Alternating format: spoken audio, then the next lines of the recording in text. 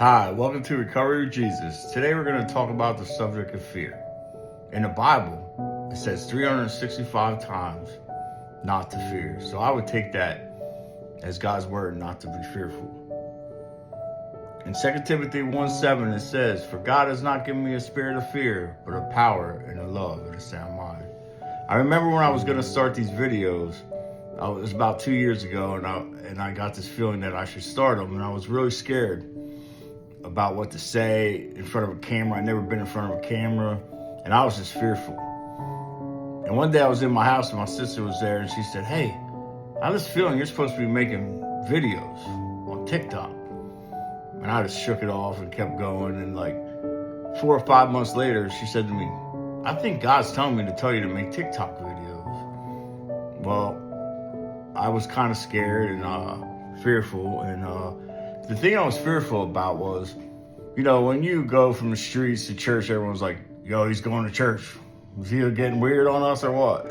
You think those things, whether it's true or not. And then, you go into recovery, or once a town drunk and now you're getting sober. But no one knows what's going on in church, and no one knows what's going on in recovery meetings. And no one knows what happened from the beginning of your life to the end of your life. What made you become an alcoholic or do drugs, and what it took to get sober.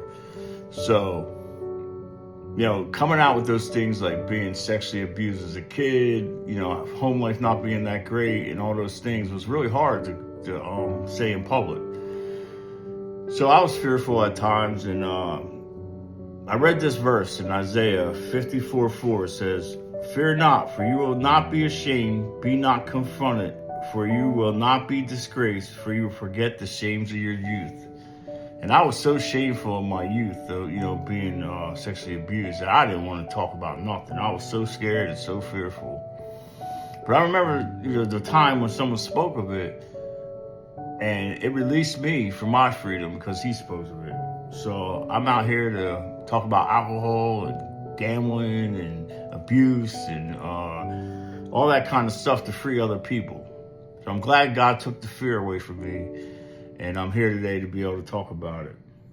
It says, "Such love has no fear, because perfect love expels all fear." God's love will take your fear away. Thank you for letting me share.